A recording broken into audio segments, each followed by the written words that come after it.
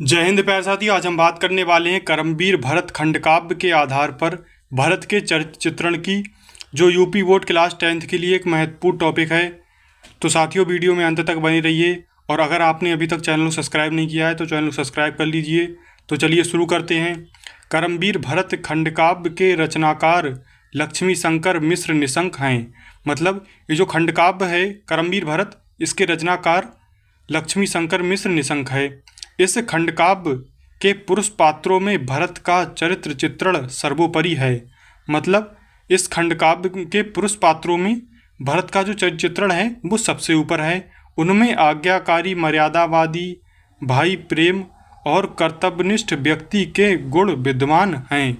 मतलब भरत के अंदर आज्ञाकारी मतलब आज्ञा मानने वाला, मर्यादावादी यानी कि मर्यादित, भाई प्रेम यानी कि भाई से प्रेम करने वाला, कर्तव्यनिष्ठ व्यक्ति के गुण जो हैं वो विद्यमान हैं। भरत के चरित्र की विशेषताएं इस प्रकार हैं। मतलब उनके चरित्र की विशेषताएं नीचे दी गई हैं। तो उसके सबसे पहले हेडिंग डालेंगे आज्ञाकारी। भरत अपने मामा के यहाँ गए हुए थे। मतलब भरत जो हैं जब राम को वनवास हुआ तो अपने मामा के यहाँ गए हुए थे।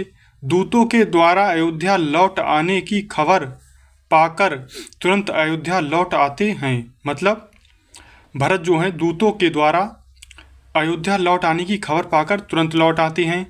अयोध्या लौटने से पूर्व वे मामा की आज्ञा प्राप्त करना भी उचित समझते हैं। मतलब अयोध्या लौटने से पहले वे अपने मामा की आज्ञा प्राप्त करना भी उचित समझते हैं।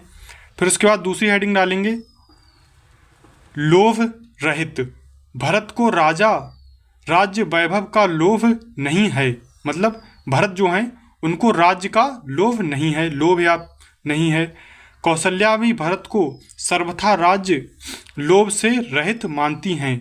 मतलब उनकी माता कौशल्या जो हैं वो भरत को सर्वथा यानी कि पूरे राज्य के लोभ से रहित मानती हैं। जब तीनों माताएं गुरु वशिष्ठ, सुमंत सभी भरत से राजा बनने का आग्रह करते हैं। मतलब जब तीनों माताएं गुरु वशिष्ठ और सुमंत सभी जब भरत को राजा बनने के लिए कहते हैं तो वे राजा बनने से इनकार कर देते हैं। मतलब तब वो राजा बनने से इनकार कर देते हैं और राम को वन से लौटा लाने और स्वयं वन में रहने का प्रस्ताव करते हैं। मतलब और राम को वन से लौटा लाने के लिए और स्वयं वन में रहने के लिए प्रस्ताव रखते हैं। फिर उसके बाद तीसरा हो जाएगा मर्यादा और कर्तव्य के पालक। भरत अपने कुल की मर्यादा और कर्तव्य की रक्षा का ध्यान रखते हैं। मतलब भरत जो हैं वो अपने कुल की मर्यादा और कर्तव्य की रक्षा का ध्यान रखते हैं। वे मर्यादा की रक्षा के लिए राज्य की ही नहीं बल्कि अपने जीवन के समस्त सुखों को न्यौछावर कर देते हैं। मतलब वो अपने कुल की मर्यादा निभाने के लिए राज्य ही नहीं बल्कि अपनी जीवन की मतलब सुखों को भी न्यौछावर कर देते हैं। फिर उसके बाद चौथा लिखेंगे सच्चे योगी। भरत सच्चे योगी हैं। वे राजभवन में ना रहकर नंदीग्राम में कुटी बनाकर कुशल आसन पर बैठकर राज्य का संचालन करते हैं।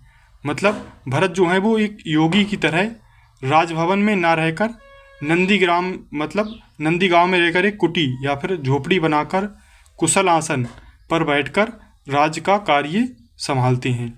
तो साथियों, अगर वीडियो पसंद आई हो तो वीडियो को लाइक करें और ऐसी और वीडियो पाने के लिए चैनल को सब्सक्राइब करें। धन्यवाद।